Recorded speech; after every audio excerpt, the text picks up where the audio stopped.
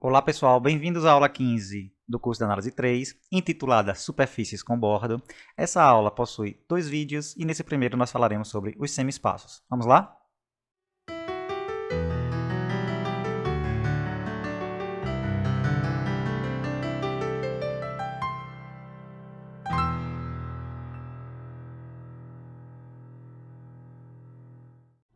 Bom pessoal, antes de começar de fato o vídeo 1 da aula 15, vamos falar sobre um teorema que a gente fez logo no final da aula anterior, que é esse aqui, ó. Seja ômega uma forma contínua de grau m numa superfície compacta orientada a m de dimensão m minúsculo mais 1.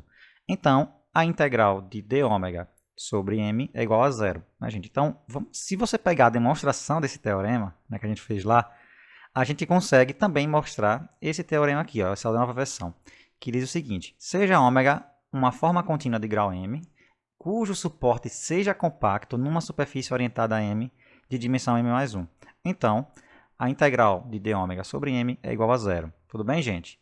Bom, gente, passemos assim ao começo da aula 15 e vamos começar com a definição de semi-espaço. Então, seja V um vetor não nulo do Rm mais 1, o semi-espaço HV é esse conjunto aqui, gente. Ó, x pertencente a Rm mais 1, tais que o produto interno de V com x é menor ou igual que zero. Certo? O bordo de HV é o conjunto parcial HV de todos os x do Rm mais 1, de modo que V, produto interno com x, é igual a zero. Tudo bem, gente? E aqui nós temos alguns exercícios interessantes acerca desse semi-espaço e do bordo dele. Aqui, gente, é imediato, como aqui é igual e aqui é menor ou igual, é imediato que o bordo de H de V está contido em HV, certo? Então, o bordo sempre vai estar contido no semi-espaço em questão. Certo? Então, os exercícios, mostrar que a definição do bordo coincide com a definição topológica de fronteira, no Rm mais 1, certo? De H de V. E com isso a gente consegue ver facilmente o item B, que se dois semi-espaços forem iguais, HV com HW, então o seu bordo também, os bordos também vão coincidir. E o item C, se você tiver a igualdade de dois semi-espaços, então HV com HW, então V é igual a C vezes W para algum C positivo. E por fim, se você tiver um operador ortogonal, ou seja, o operador que preserva normas no Rm mais 1 para Rm mais 1, esse operador também pode ser visto da seguinte forma: ele preserva produto interno, ele manda bases ortonormais em bases ortonormais e por aí vai, certo? Então, se você tem um operador desse tipo, e T de V é igual a W, então T manda HV em HW. Bom, pessoal, vamos prosseguir aqui com algumas notações. A primeira é a seguinte: todos os pontos do Rm mais 1, x no Rm mais 1, eles não vão ser escritos como x1 até xm mais 1, mas sim como x0 até xm, certo? Na base canônica, que por sua vez será denotada por E0 até Em, certo? A segunda, o segundo item, é para esse H0 aqui, gente. Esse H0, esse zero aqui não é o vetor nulo, certo? Então, o H0 ele vai indicar o H de E0, o semi-espaço definido por E0, que por definição são formados por todos os x do Rm mais 1, tais que o produto interno de x com E0 é menor ou igual que zero, mas o produto interno de x com E0 é x0, então esse conjunto H0 são todos os x do Rm mais 1 que tem a primeira coordenada menor ou igual que zero. E com isso a gente sabe que o bordo desse H0 são todos os pontos do Rm mais 1, x0, xm do Rm mais 1, que tem a primeira coordenada nula. E aí a gente consegue identificar esse bordo como o Rm. E aí a gente escreve isso aqui, que parece ser um absurdo, mas quando a gente escreve aqui, é via identificação de Rm com o bordo de H0. Então, Rm está contido em Rm mais 1 via essa identificação. Tudo bem? A topologia de HV, para o semi-espaço, é a topologia relativa do Rm mais 1. Então, um aberto de HV, A, ele tem essa forma aqui, vai ser um aberto do Rm mais 1, que vamos chamar de U, interseção HV, certo? E essa interseção aqui, de A com o bordo de HV, será chamado do bordo de A e denotado por parcial de A, certo? E aí, claro, é fácil ver que se o bordo de A, né, for vazio, então A será um aberto do Rm mais 1, certo? Na topologia global mesmo, certo? Bom, gente, e aí nós temos a definição de regularidade, né, para funções, para aplicações, né, entre abertos, não, aplicações cujo domínio é um aberto de um semi-espaço, né, então seja um aberto do semi-espaço H, uma aplicação F que sai de A e chega no Rn é de classe CK, respectivamente diferenciável, se for a restrição de uma aplicação F, certo, que sai de U, certo? Do Rm mais 1 do Rn, de classe CK, certo? Ou seja, esse U é um aberto do Rm mais 1, contém esse A, certo? E você vai ter uma F que, se você fizer essa restrição de F para A, você vai obter essa F pequena, tudo bem? E essa F, né, é a que vai ditar a regularidade, né, da F pequena, ou seja, F grande ser diferenciável, quer dizer que a F pequena é diferenciável, F grande ser classe CK, então quer dizer que essa F pequena também é de classe CK. Bom, pessoal, uma outra definição é a de diffeomorfismo, né? Então, vamos pegar aqui A e B, dois abertos do semi-espaço H e K, respectivamente, e uma função, né, uma aplicação de F que sai de A e chega em B. Então, nós dizemos que essa aplicação é um diffeomorfismo de classe CK, se for inversível, de classe CK, e se o inversa também for de classe CK.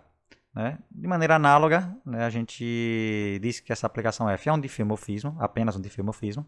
Se for inversível, né, diferenciável, e sua inversa também diferenciável. Gente, a regularidade aqui é no sentido da definição anterior, né? Então, com a seguinte manobra, podemos dizer assim, que é você considerar essa função f aqui, né, o contradomínio dela como sendo o Rm mais 1 todo, né, onde o semi-espaço está alocado, certo? Então, a gente troca, entre aspas, né, o contradomínio aqui, certo, pelo Rm mais 1 todo, né, e aí a gente tem a definição anterior, né, para saber quando que uma função é de classe CK, né, ou diferenciável, certo? Uma outra definição é de derivada de uma função, né, definida no aberto de um semi-espaço. Né? Então, seja f minúsculo, uma função diferenciável em um aberto A de um semi-espaço, né, com saída, né, no Rn, a derivada de f de um ponto x em A é, por definição, f' de x, né, igual a f grande linha de x, certo? Essa transformação linear aqui que a gente conhece, né? Onde essa f grande aqui é uma extensão diferenciável de f, como na definição, né, de regularidade de funções. Bem, pessoal, uma observação importante é que essa derivada aqui, né, f' de x, ela não depende da extensão que você escolher, né, f maiúsculo, certo? Então, como é que a gente mostra isso? Bom, se x não estiver no bordo de A, então x está no interior do Rm mais 1. De A no Rm mais 1. De modo que, se você calcula f' de x e aplica no vetor w, isso aqui por definição é o limite, né, de t indo para zero, de f maiúsculo de x mais tw menos f maiúsculo de x sobre t, né, e quando t for suficientemente pequeno, x mais tw, né, pelo fato de x estar no interior de A no Rm mais 1, então x mais tw, assim como x, eles estão em A. Né, e em A, f maiúsculo coincide com f minúsculo. Portanto, esse limite aqui ele não depende, né, da f maiúscula, certo? E o caso onde x está no bordo de A, né, que por definição é a interseção no bordo de H, né, então basta notar que se H for determinado por V, ou seja, H for H de V, né, então a gente vê que o bordo de H ele é o complemento ortogonal, né, do vetor V, certo? Ou seja, a gente consegue mostrar, né, com isso que o Rm mais 1 ele pode ser escrito como o bordo de H, né? Isso aqui é que eu já falei que é o complemento ortogonal, né? Então é um subespaço vetorial, né? Soma direta com o subespaço gerado por V, certo? Então, se você pega um W no Rm mais 1, ele vai ser um elemento aqui desse subespaço vetorial, que vamos chamar de U, mais um elemento desse subespaço vetorial aqui, que é uma constante vezes o V aqui. Não é? E aí, quando a gente for calcular f' de x e aplicar esse w, né, isso aqui, por definição, vai ser o f maiúsculo linha, né, de x aplicado a w, E aí a gente usa a linearidade dessa transformação linear, né, dessa derivada.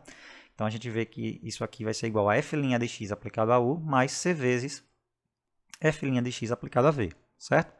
Essa primeira parcela aqui, ó, é esse limite, né? Assim como a gente viu aqui em cima. E esse limite aqui, ele só vai depender do comportamento de f, né, no bordo de A. Por quê? Porque, veja bem, quando o t for suficientemente pequeno, o x a gente já sabe que está no bordo de A, né? X mais t vezes u, ele vai sempre estar no bordo de H, né? Por quê? Porque o bordo de H é um subespaço vetorial, né?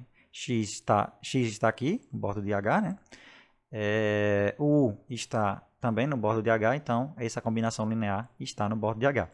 E se t for suficientemente pequeno, esse camarada aqui também está em A, né? Portanto, x mais tu, ele está no bordo de A, né? Então, esse limite aqui, né, é o limite de um quociente onde os termos aqui, né, em questão, né, quando se aplicou na função, eles estão no bordo de A, onde a f maiúscula coincide com a f minúscula, né? Portanto, esse limite aqui não depende da f maiúscula, certo?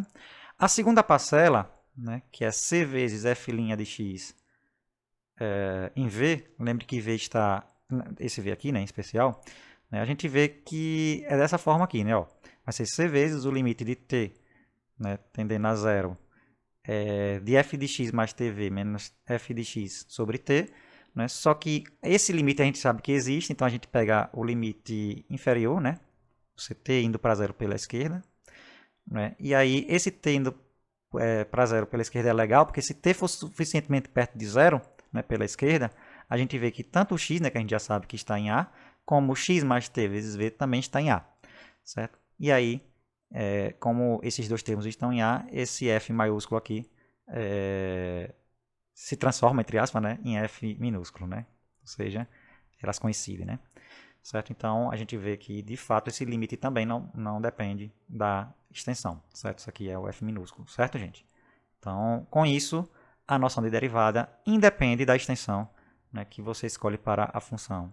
Bom, pessoal, e aí nós temos o seguinte teorema. Sejam A e B abertos do semi-espaço H e K, respectivamente, F um diffeomorfismo de classe CK, K maior ou igual que 1, né, que manda A em B, então F do bordo de A é igual ao bordo de B. Como é que a gente demonstra isso? Bom, gente, é claro, né, usando a teoria de conjuntos e funções, é suficiente que a gente mostre que F de A menos o bordo de A está contido em B menos o bordo de B, e que f a menos 1 de B menos o bordo de B está contido em A menos o bordo de A, né? Vamos fazer só o primeiro caso.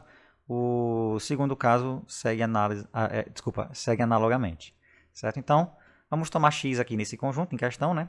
A menos o bordo de A. Então, em particular, x está no interior de A no Rm mais 1, ou seja, existe um aberto do Rm mais 1, de modo que x pertence a esse aberto, U, que por sua vez está em A. Certo? E aí o que a gente faz? A gente usa o teorema da função inversa, né? Porque lembre que f é um diffeomorfismo, né? Então f' de x, né, ele é um isomorfismo, certo? Então, se a gente trabalha com esse aberto U aqui, né, um f restrito a esse U aqui, a gente está nas condições do teorema da função inversa. Então, localmente, né, assim, existe um aberto contendo x, né, de modo que f restrito a esse aberto ele é um diffeomorfismo, né? Então, a gente pode supor, né, diminuindo esse U aqui, que esse aberto em questão seja o próprio U, certo? Então, vamos recapitular. Pelo teorema da função inversa, f restrito a U, né, diminuindo o U, é claro, é um diffeomorfismo, né? Em particular, f de U tem que ser aberto, né? E como f manda A em B, então f de U é um aberto que está do Rm mais 1, né, que está contido em B. Certo? E aí isso mostra que x ele tem que estar em B, né? Mas não está no bordo de B, certo? Por quê? Porque está dentro de um aberto do Rm mais 1, tudo bem? Então, com isso, f de A menos o bordo de A está contido em B menos o bordo de B. O outro caso a gente usa, né, simetria, podemos dizer assim, né? Justamente porque o f a menos 1 também é um diffeomorfismo de classe CK. Bem, pessoal, prosseguimos assim com a seguinte definição. Dizemos que um vetor W no Rm mais 1 aponta para fora de H de V, né? Ou, né, mesma coisa, né, que aponta para fora de um aberto de H de V, né, que tem a bordo não vazio, né, se o produto interno de W com V for maior que zero, certo? Então, com isso nós temos o seguinte teorema: sejam A e B abertos do semi-espaço H de U e H de V, respectivamente, e F um difeomorfismo de A em B. Se W, o Rm mais 1, aponta para fora de A, então F' de X aplicado a W aponta para fora de B para todo X no bordo de A. Como é que a gente mostra isso? Bom, vamos tomar aqui um X, né, no bordo de A, né? A gente sabe que do resultado anterior que, como F é um difeomorfismo, então F do bordo de A é igual ao bordo de B, né? E com isso em mãos, vamos tomar aqui alfa no bordo de H de U, certo? E aí, usando a mesma ideia, né, mesma argumentação que a gente usou no teorema, na demonstração do teorema anterior, a gente vê que se T for suficientemente pequeno, x mais T alfa, ele está no bordo de A. Certo? Então, com isso, quando você calcula o produto interno de V com f' de x aplicada a alfa, né, aqui a gente usa a definição, né, de limites aqui, e depois a gente usa a continuidade, né, do produto interno, né? Então, isso aqui vai ser o limite de t tendendo a zero, de 1 sobre t, né, do produto interno de V com f de x mais t alfa menos f de x. Gente, como x mais t alfa e x estão no bordo de A, então quando você aplicar f neles, vai estar no bordo de B. Né? Estar no bordo de B significa dizer que o produto interno, né, desse elemento, né, com V, né, é igual a zero. Certo? Então, o que significa dizer aqui é que esse produto interno aqui vai ser zero, né, usando a linearidade, né, na segunda entrada aqui do produto interno. Né? E aí, o limite de zero vai ser zero, portanto, esse produto interno aqui vai ser nulo. Ou seja, se você pega qualquer elemento, né, no bordo de H de U, você vai ter você vai obter um elemento, né, no bordo de H de V, né, ou seja, f' de x aplicado a... f' de x do bordo de H de U está contido, né, no bordo de H de V, mas como a dimensão, né, dessa imagem aqui é igual a dimensão do bordo de H de V, então a gente sabe que temos a igualdade. Bom, pessoal, com isso em mãos aqui, ó, f' de x do bordo de H de U igual ao bordo de H de V, nós podemos prosseguir com a demonstração. Né? E é suficiente mostrar, gente, que o produto interno de V com f' de x aplicado a W, né, é maior ou igual que zero.